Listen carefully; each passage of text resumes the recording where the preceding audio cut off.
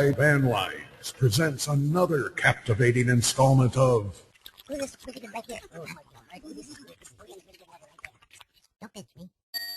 Moving Excellence. It looks like John's day has begun, already taking phone calls, and now it's off to do some in-home estimates. Our most successful sales representatives are in the office early, stay late, and often take customer appointments on weekends and after hours to accommodate their customers' schedules. Who is this? Oh, it's the estimating inspector. Let's watch to learn what secrets she uncovers. It looks like John is on his way to provide Michelle Winters with a moving cost this morning and has gathered quite a bit of information about her move before even leaving the office.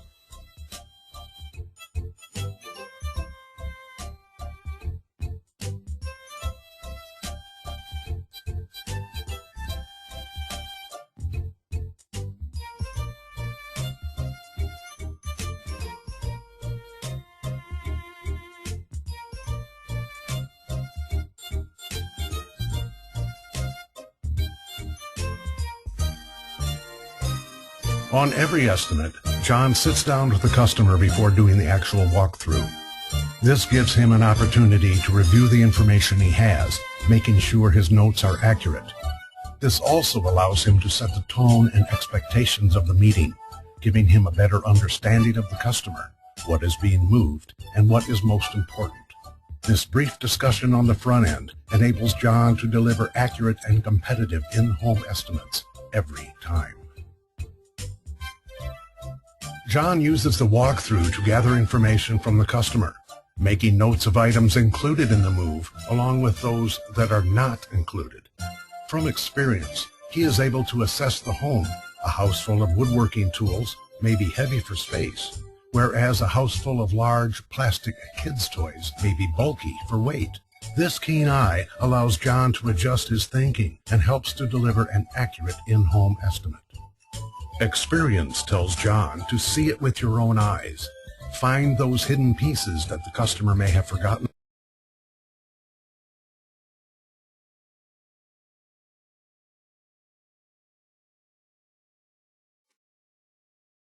about or didn't realize the need to mention during the walkthrough. Don't be afraid to look under all of the beds and in the closets. Ask your customer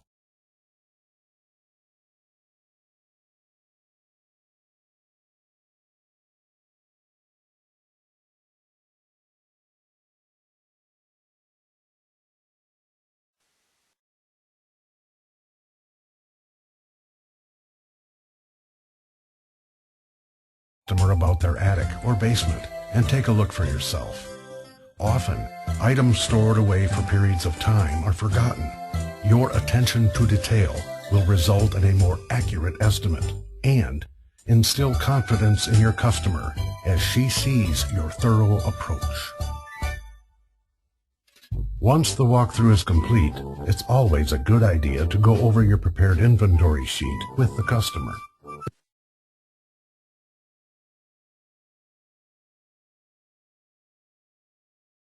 This ensures that you have captured all the items that are intended to be moved and allows you to complete the most precise in-home estimate.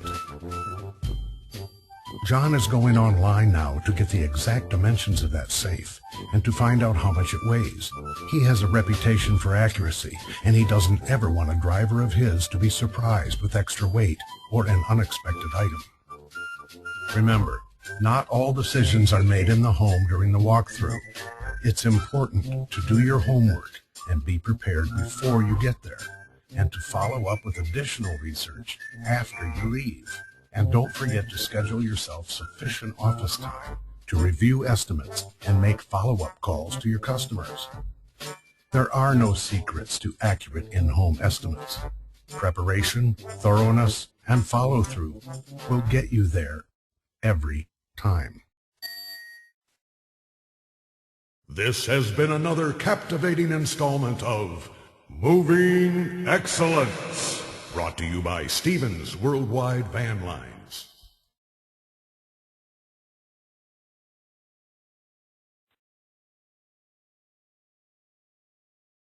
Welcome to GoToWebinar. Webinars made easy.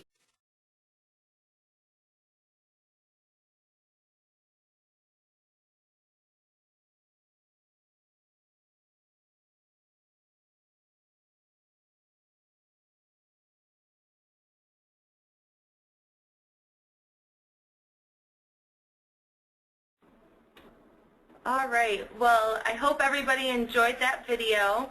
What we're going to do here is actually we have Greg Cava here to go over a new law regarding safety and regulatory compliance. Hi there, everybody. Hopefully each of you saw the bulletin that came out today on CDL MedCard mergers. For those of you that aren't familiar with it, back in 2008, the federal government passed a law that said the states would begin collecting all the CDL drivers' physical information, keeping track of it, posting it on their MVR, motor vehicle report, so that when they were pulled over at the roadside or at a scale, they would not need to produce a medical card or a copy of their physical. It would show on their driver's license readout that they did have a current physical. Well, everything went right according to plan. It was supposed to have gone into effect in January of 2013, and then they figured out that some of the states couldn't comply with the request because of computer issues and just managing the program. So they extended it to January 30th of 2014. Well, guess what? Here we are at the 11th hour, and some of the states still cannot comply with this. So they have extended the rule to January 30th of 2015. But what this encompasses now is that all drivers must have a medical card with them or a copy of their physical in the truck or on their person until January 30th, 2015. All agents now are also required to have a copy of the physical on hand for all CDL drivers until then also. The one thing that this doesn't change is your state licensing facility. All drivers need to register their physical with the state prior to the 30th of, January 30th of this year. So they've only got about 2 weeks left. Each state's different. A lot of states you can go out to the website. They need to print off and fill out a form and then send that in along with the copy of their physical. There's a few states where the only way to do it is to waltz into the Department of Motor Vehicles or the Secretary of State or whatever controlling entity there is there in that state and actually produce a physical for them to make copies of. So you have to be aware, all drivers have to register the physical by the end of this month. Failure to do so could result in that driver's license being suspended. So we need to make sure that everybody gets the word and gets out there and does it. Do we need to send anything, or do the agents need to send anything to headquarters, or is all taken care of on their end? At this point, the only thing we need everybody to keep doing is send a copy of a new driver's physical or a driver who's just gotten a physical into safety and regulatory compliance, just like you've been doing over the years. But other than that, it's really kind of in each driver's hands to have to make sure he gets registered. Somebody mentioned that in Massachusetts you can fax it into RMV, so we appreciate that feedback. If you do have any questions, you can always reach Greg. He's at extension 316 or anyone on his team, and they would be more than happy to help you. Yep. Greg, I got a question. Okay. If your driver gets stopped and he has not done this and they pull his license, is he going to get a notification, or is it going to be very likely that there no notification will come? It's absolutely very likely that, depending on the state, they could just say, as of January 30th, suspend everybody's license that doesn't have a physical registered. And if they get pulled over in a scale or, you know, on the road, That's the first time you're going to know about it. it'll come up and say he's driving without a driver's license. So, Right. very important. All right. Well, thank you for that. We appreciate you coming in and sharing that with the agents. So, all right, we're going to get started again here on preparation for the pre-move survey, or for the in-home survey. So, John, what are some of the things that you do in preparation for it? Well, one of the things that I do is I try to make sure right from the get-go that my appointment setters are getting as much information and proper information from the customer or potential customer prior to my going out there. Proper spellings of names, proper addresses and spellings of addresses. Is it a court, street, drive, avenue? All these things play into being prepared, obviously. And the reason that you want to be prepared in that regard is, simply put, the more time you have to do your job, the less rushed you are, or the less rushed you seem to be. And that's one of the more important things. If somebody were to ask me what's the most important thing for me, the most important thing for me is simply to have enough time to do my job. If I don't have enough time to do my job, I'll never be accurate. Another thing that I do is I do always print a map before I leave to make sure that the street that I see on my paperwork actually exists. If it doesn't, then I have some phone calls to make because I'm not going to be able to get there. And that's one of the more prevalent things that I do as far as preparation. When we also talk about preparation, preparation doesn't necessarily mean, you know, hey, what do I do before I leave for the day? Preparation also means doing your homework. Doing your homework means learning what things weigh, because your job is to try to estimate weight. So learn what things weigh, and if you're not sure, double check. Go on the web, look things up that you don't see every day, like woodworking equipment or lawn tractors or whatever. Everything can be found now, so you can definitely do some homework. And I also tell people, check after you've done a few jobs, see what they actually weighed, find out what went wrong, what went right, and that helps you in being prepared to learn how to estimate weight. The other thing that I talk about as far as preparation is concerned,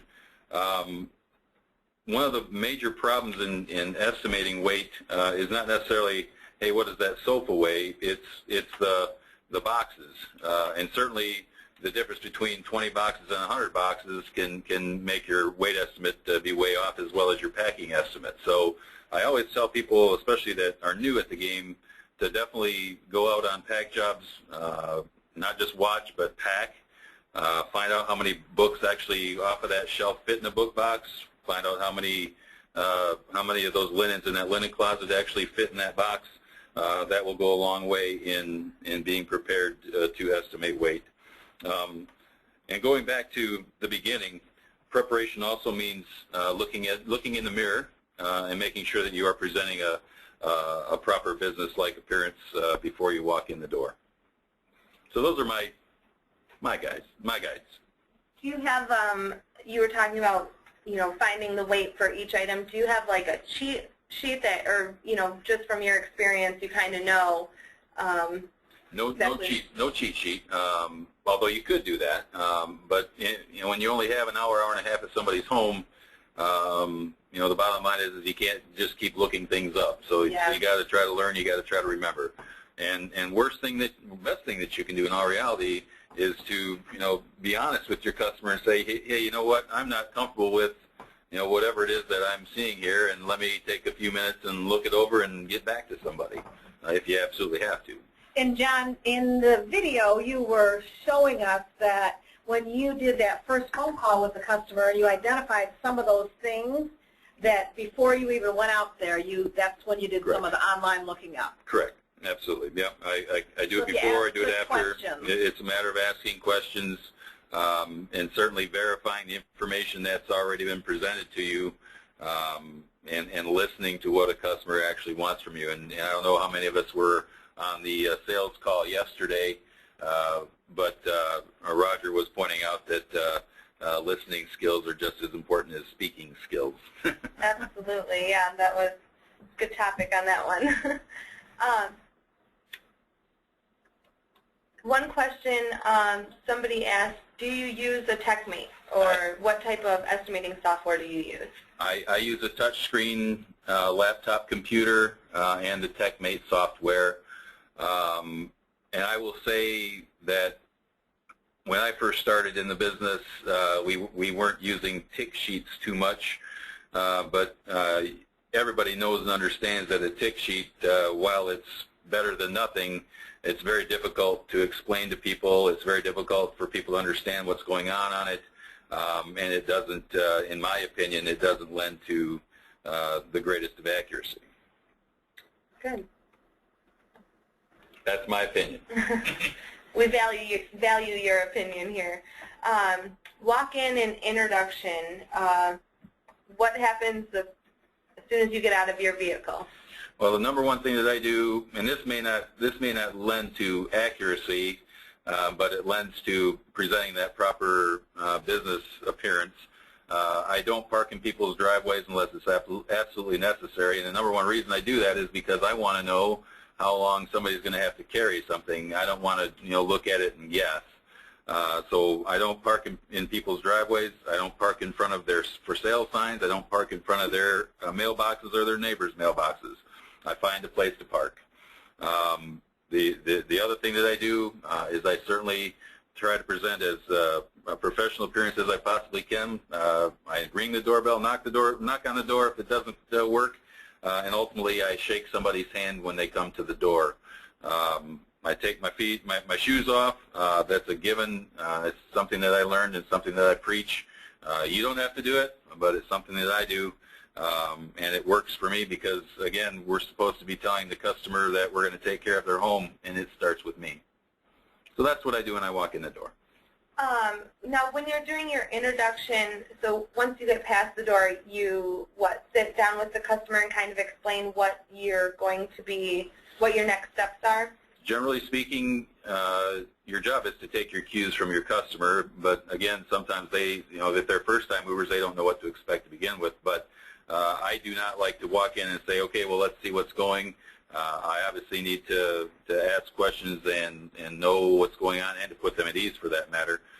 So I always sit down and talk to people. And I mean, we could go all day about the things that we talk about, but the most important things are things that are going to affect your estimate. And when we go back to accuracy, accuracy doesn't necessarily mean accurate weight. It also means an accurate estimate. So you definitely want to make sure that you're covering all the bases that your customer wants you to do, and all the things that as a professional you need to do. Yeah. One thing that when earlier you had mentioned that you never place anything on the customer's surfaces. I do not, and as a mover, I learned that your customer's furniture is your customer's furniture. It's not yours. And again, as a salesperson, I don't want to be the guy that put a dent in their dining room table simply because that's the place that she wanted to sit or he wanted to sit. I always make sure I have something underneath everything that I put on a table. I don't. That's just my personal. I have a lot of personal rules that work for me. Everybody doesn't have to live by them, but I do. Yeah, they're definitely good, things to share and. Yep. And I even think that there's an opportunity when you do that act, when you put something down Correct. on the table before you put your computer down, to reinforce to the customer, I'm doing this because all of us view your things as very important. It shows, and from the moment I come in the door, I'm representing our company. It shows take the care care. of your furniture. It shows the care, absolutely. Yeah. Yep. I guarantee you're probably the only sales rep that's doing it. No, maybe not. Maybe not after this. Yeah. He's trained a few people, so I'm sure somebody else is doing it. I have. Let's talk a little bit about mirrors and pictures that are on the walls and how you go about discussing them with the customer, talk about packing, crating?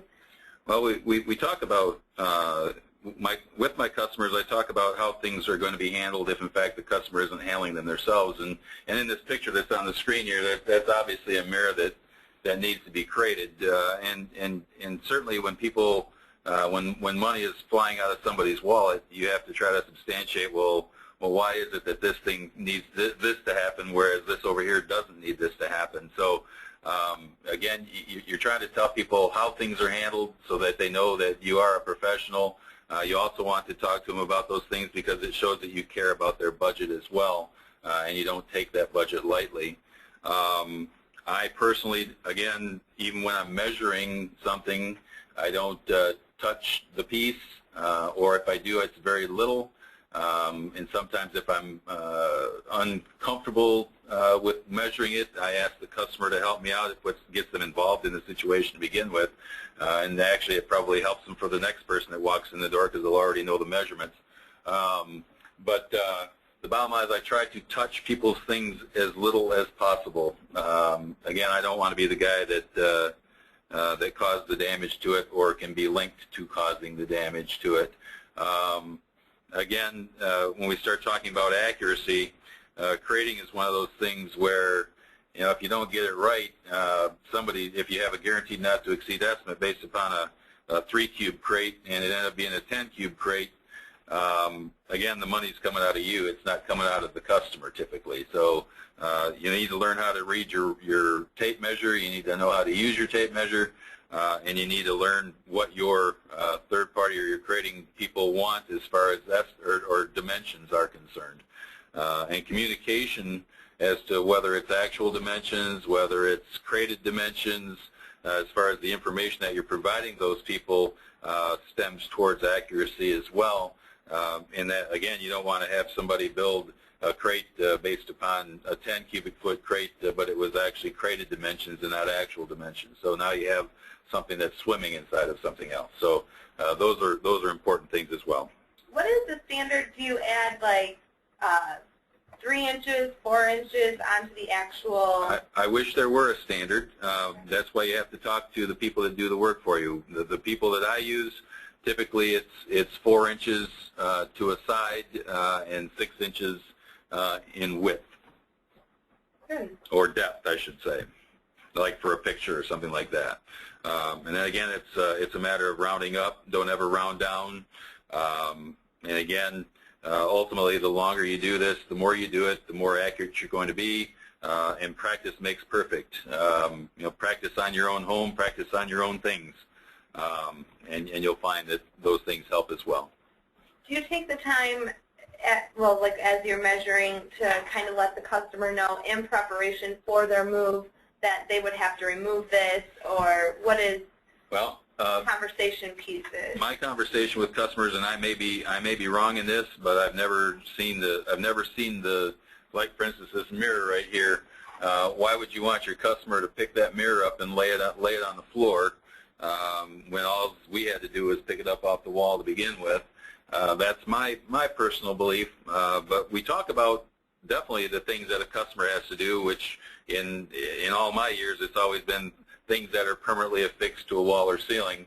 And certainly I can take a picture off of a wall, but I can't take the nail out of the wall or the hardware that holds it in the wall. That's a for sure. But it's simply the things that are permanently affixed. Curtains and curtain rods, I talk about if curtains are going, I tell them, you know, it'd be great if you had a mover pack your curtains in a big ball in a box, but you might find it better to hang them up on a hanger and put them in with your hanging clothes, and they'll arrive a lot nicer. So again, we talk about those things for sure. Good. We have a question. The question is it 3 inches or 6 inches on each side? So really what John has said is it depends on who you have crating. I believe he said 6 inches in length is what? No, 6 inches in depth. In depth, okay. With the person that I use, let's just say you have a picture that's 48 by 48 by 1 inch. It's actually, the crated dimensions would be 52 by 52 by 6. And then you do your math, 52 times 52 times 6 equates to cubic inches. You divide it by 1728, it equates to cubic feet. So hopefully that answers your question, but really, make sure how your third-party companies, or if you're using a third-party company, wants you to figure the... Find out how they want to figure it. That's correct. Some may use more protection, some may use less. And the bottom line is that the larger the crate, the more cost. So that's where you have to try to get somebody that doesn't pad their wallet, so to speak. Yeah. All right. Now, what do you do with a china cabinet when you first walk into a residence and this is what you see? Well, the first thing I do is I drop my clipboard and I run back out and say we can't do anything like that. But in all reality, when I first started in this business, I was as green as anybody, and there was no way. When I looked at the person that I was with, I just said, how in the hell do you move something like this without breaking it?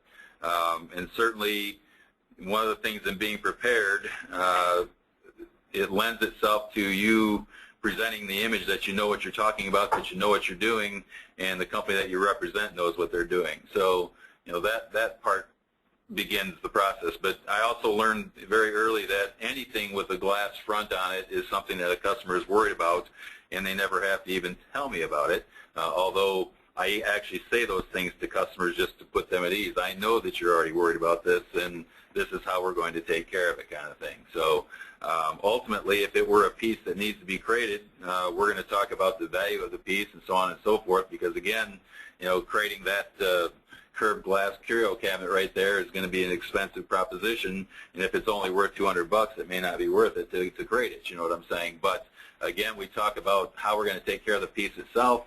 I talk about how the contents are packed. And again, I don't need to necessarily go into detail as far as how you pack those things, but you definitely want to exude the ability to someone that is questioning your ability, that you know how to take care of those things, and you do it for a living, and you've done it every day of your life. So, and certainly with a company that's been doing it for 109 years, that should speak volumes in and of itself. Good. Does that answer the question? I believe so. Okay. All right, let's talk about bedrooms. Are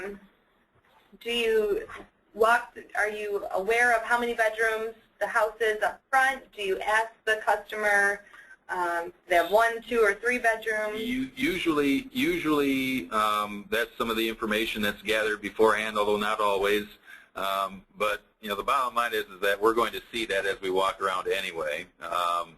Bedrooms are always one of those things where, depending upon time of day, hey, my child is sleeping in there. You can't look at it, and I just say to people, at some point or another, I'm going to have to look at it, or I can't give you an estimate because I don't know what you have in there, and I can't take you on your word for it. I don't say it necessarily in those ways, but I sort of make sure that it's known that, hey, I have to see it, and I can look in there without waking your child up, just like you can look in there without waking your child up. So, but the bottom line is part of accuracy is really and truly developing a system. And in my system, I'm left-handed. So when I walk into a room, any room, I start to the left, do the outside, and then do the inside same way. Start to the left, work myself way around clockwise. Again, that helps you in if you're going zigzag across the room, you're going to miss things. So the more you have a system that you do the same way every time, the better off you're going to be. I always make sure that I look under the bed. Even if somebody says there's nothing under there, I look under the bed just to make sure. And again, I make sure I look in the closets. I make sure I move a few things. Again, you want to try to find whatever's hidden. And again, we're going to talk a little bit about the difference between being accurate and being accurate, but the bottom line is the more accurate you are, everybody's going to be happy. John, when you say you have your system to follow around the left side, what would you do if a customer said, well, gee, let me show you such and such in the basement? Now, then I have to bend to the wallet. So it just means being adaptive. But again, if I'm the guy that's running the show, and 9 times out of 10 you are, then that's how I do it. Otherwise, again, I will always ask a customer where they want to start. But again, wherever we start, it's going to be, when I enter that room, it's going to be on the left. Good.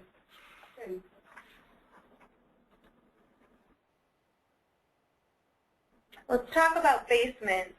What are some, I mean, obviously you ask, is there any rooms that are not going in the basement, or, you know, that storage area? Yep. What about them as far as what do I typically do in a basement? Yeah. The first thing I do in every room that I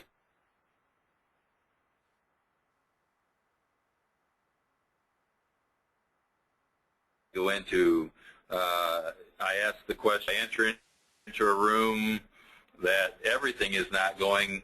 Again, you have to look at your watch and say, okay, if I have myself 2 hours scheduled for this appointment and we're now at an hour and a half and I still have 3/4 of the house to go, I may need to not list every single thing that's not going in that room if I know that everything in that room is not going. But I always try to list the things that are not going. Why? Because sometimes you get the phone call, hey, John, we decided to add blah, blah, blah, blah from such and such a room. And rather than me having to drive all the way out there, I have all the information at hand. But that being said, the first thing I ask is what's not going. And again, I just work my way around from the left clockwise until the basement's done. There are areas that sometimes you can't see everything that's there, you know, if they're stacked like a self-storage unit kind of thing, or if, you know, hey, that corner is nothing but empty boxes. A lot of times it's a matter of reading and knowing and reading your customer and that sort of thing. And certainly it's not an exact science. It's not a perfect science. But again, the more detailed that you are, the more that your customer is impressed with that detail. Can you talk a little bit about when the customer has, you know, a whole wall full of totes and bins? What's the conversation piece for that? Usually the first question somebody asks is, are totes okay to use? And the number one answer to that is obviously it's a box, so yes. But it also leads to the next statement, which is just because it's a nice sturdy plastic box doesn't mean that the things inside it can't break. And it doesn't mean that that nice sturdy plastic box can't crush. So it goes to the next thing. You have to still make sure that the contents are packed properly, if in fact you're doing your own packing, of course. The other thing I tell people, it's better to make sure that any box that you pack is full so that it doesn't crush. And yes, if a box of books crushes, it's probably not going to damage the books, but the things that shifted in the load now may be broken. So it's always important to make sure a box is full, including the plastic ones. And then last but not least, as far as the totes are concerned, and this goes for any box, every box needs to be taped closed, number one, so that you know, the customer knows that nothing came out of that box. It stayed shut the entire time. And certainly I've been in a situation where I was carrying totes out of a house and the wind grabbed the lid and it blew off and their tax papers are blowing down the driveway. So, you know, the bottom line is that lids need to be on something and they need to be affixed to something. So those are the things I talk about as far as totes are concerned. Good, thank you. The other thing I will talk about as far as basements are concerned before I forget, whenever you see a finished basement, and obviously there are many of us that are on this list here that probably live in areas that don't have basements, but whenever you have a finished basement, you have to ask the question, did this furniture come down here after it was finished or before it was finished? Because again, I have been in many a situation where I just could not get something out of the room, and then all of a sudden you find out, well, we had that down there, and then it was finished 3 years later. So again, there are certain things that they'll never get out unless they're taken out with an axe. So you definitely want to try to hedge your bets and ask those questions. Those are good questions. Things that you wouldn't think of normally. Oh. So what happens when you... That's every customer. Every customer? No. So what happens when, you know, you ask the customer, are these items going? And they say, nope, none of that's going. Well, if we're looking at the picture on the screen, you know, one of the things that you can do, although I rarely do it, is because I don't believe in bringing my cell phone into somebody's house. But again, you could take pictures of, hey, this room and what's in it, and make it known that nothing in this room was going at the time that I did this survey. But the other thing that I do is on my actual estimate, there's a place in the notes area on the estimate where I can actually put that down as well. And again, when the customer signs that, they agreed to that is the bottom line. So I certainly, and I know where you're going with this question. The other thing that I do is when somebody says nothing in this room is going and we don't even need to go out there, the first thing that I do is, well, let's go take a look just to make sure. Are you sure that you don't want any bikes at your new place, at your retirement place in Florida? Are you sure you're not going to want your golf clubs? Are you sure you're not going to want a broom or a dustpan? I just make sure that we're covered. And then I would suppose, John, if they said, well, gee, I'm going to have a garage sale, so this stuff will all be gone, that would be a good opportunity for you to say, well, let me check back, and if your sale wasn't successful and you still have that couch, then we'll add it to yours. There's two things that I do. The number one thing that I do in that situation is, okay, I ask the customer the question, okay, if it does not sell, what are you going to do with it? If the answer to that question is, I'm giving it away, I'm getting rid of it, I'm donating it to charity, I'm not so worried about it. Mm-hmm. If the answer to that question is I'm not sure, then I say to them, well, I'm giving you a guaranteed not to exceed estimate. How about we put it on there just in case? And again, we can always delete it if you need us to. And then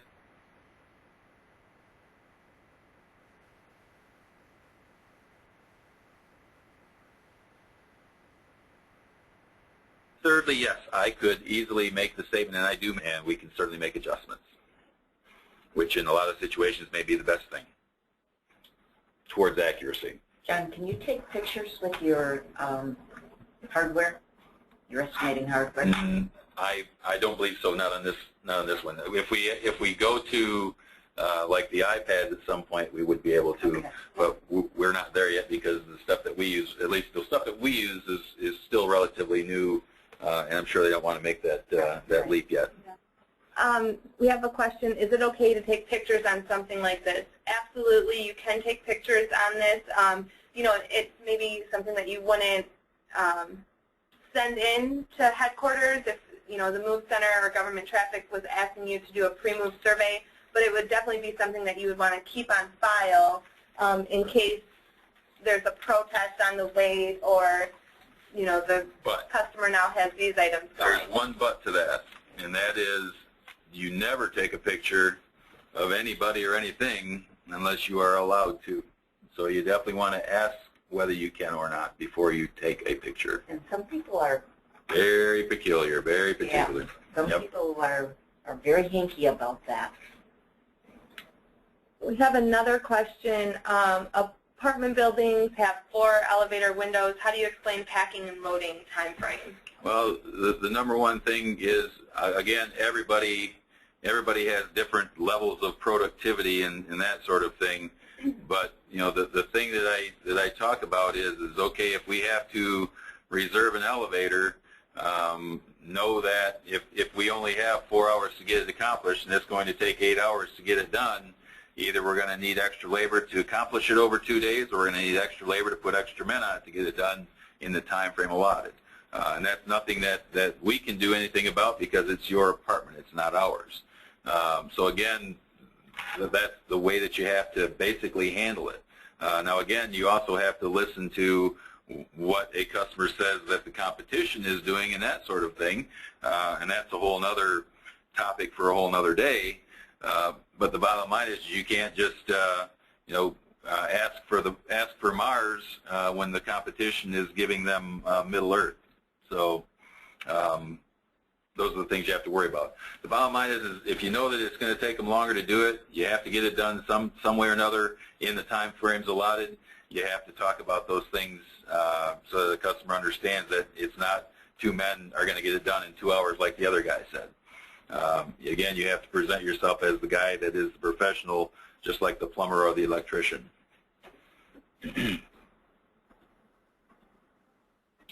So now you've completed your estimate. You've walked through all the rooms. You think everything is going.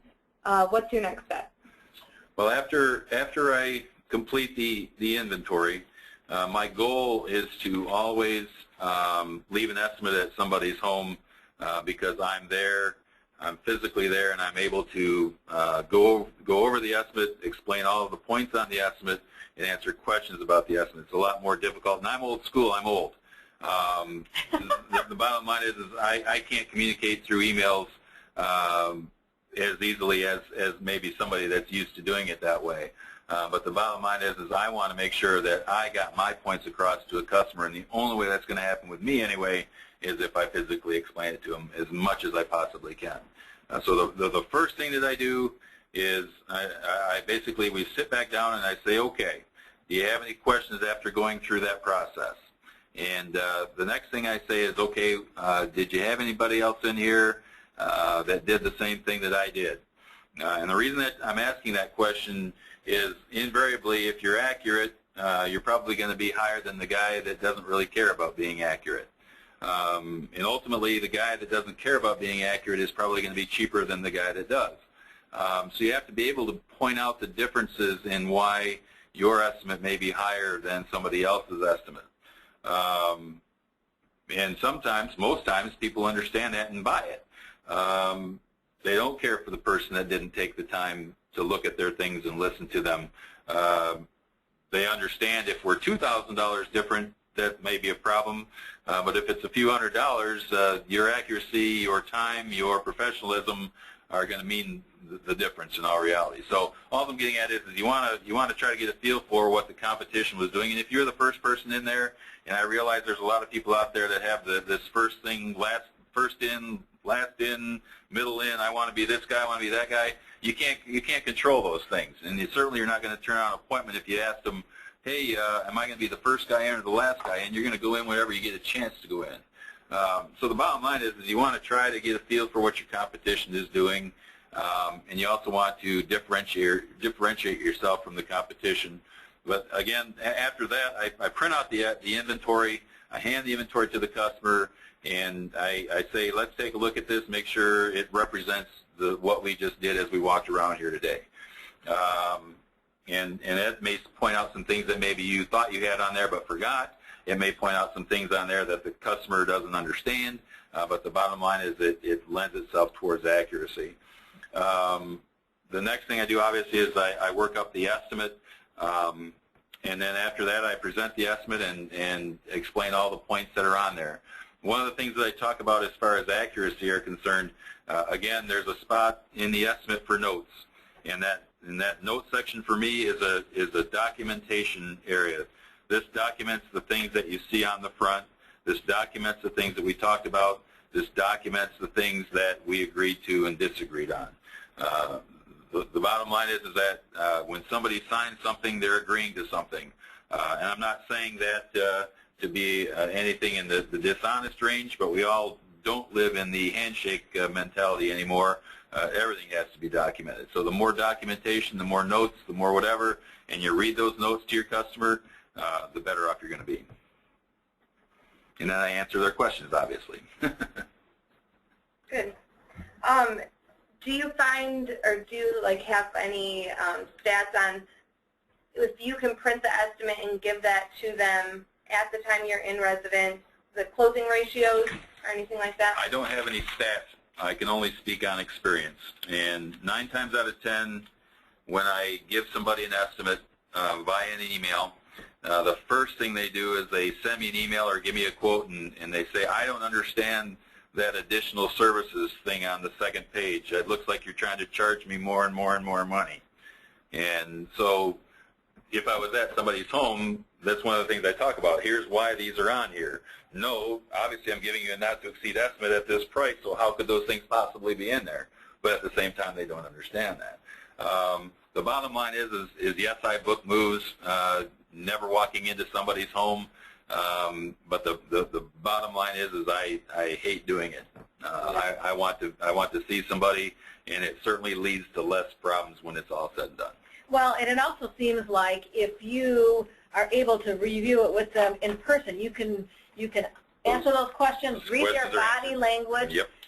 Tell me this, John, have you ever had an opportunity, or how would you handle an opportunity if somebody said, well, this quote is really higher than, way higher? Have you ever said, gee, well, I'd be glad to walk through and show you the difference, and then seen somebody else's quote? How do you do that? Absolutely. Well, one of the things that my personal belief is, and again, this may buck the trends, this may be something that somebody else would say, I don't know why you would ever do it that way, but I never ask to see somebody else's estimate. Now, if somebody is willing to give it to me, that's great, but I never ask to see somebody else's estimate. Why? Because I'm Stevens Van Lines. This is how we do it. I don't do it according to them. But that being said, if somebody said, you know, hey, the other guy estimated 12,000 pounds and you're estimating 14, you know, yeah, it definitely leads itself to the next thing, which is, okay, well, let's take a look at the inventory and see where the difference lies.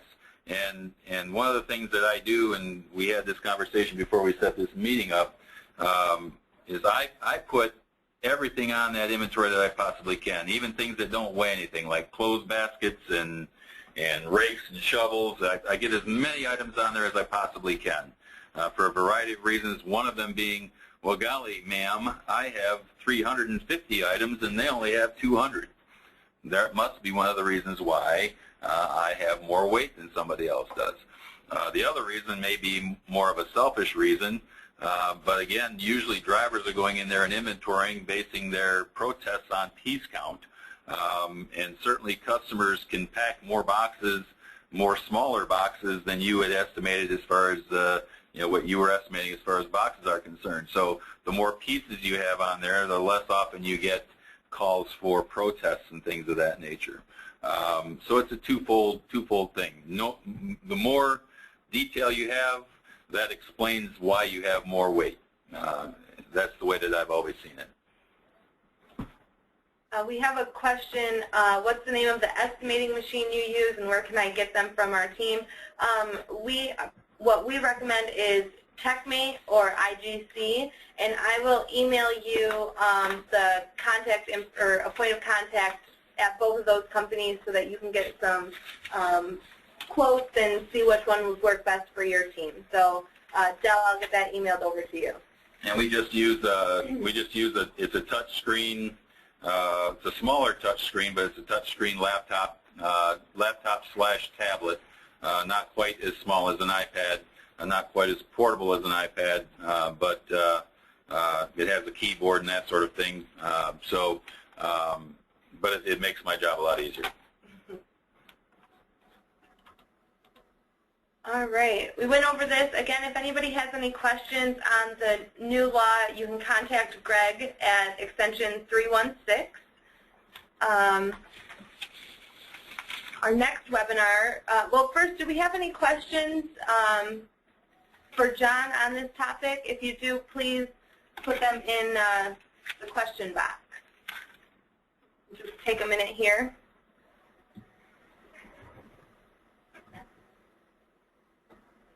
All right, if anybody does have any questions that may come up, you can email us, any one of us in CAD, and we can get those answered for you. The next webinar is going to be February 19th, and it's on how do I get paid. So we're looking forward to that, to get some things, you know, if you have any questions on it, but it's going to be exciting. I do have one more request. If we could have, because we did do something new with playing the YouTube video, I would ask if you guys could raise your hands if you had any issues watching with that video, whether the volume was off or it wasn't shown up on your screen. Then, you know, we just have some feedback right now. So this is if you did have any issues with it.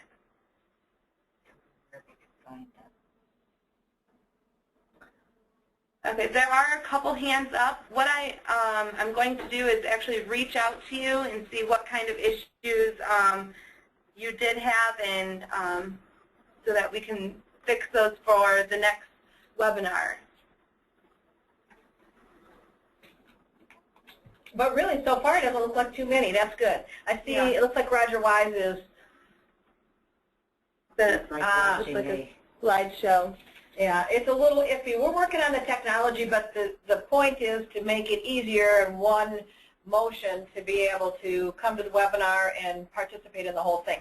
Although it looked like a lot of people went ahead and looked at it in advance, but Yeah. it gives us another framework for the content experts to refer to together as a group. All right. Well, again, thank you very much, John, for coming up and My pleasure. helping us with this webinar. We look forward to seeing everybody joining us again on February 19th on how to get paid. Thank you.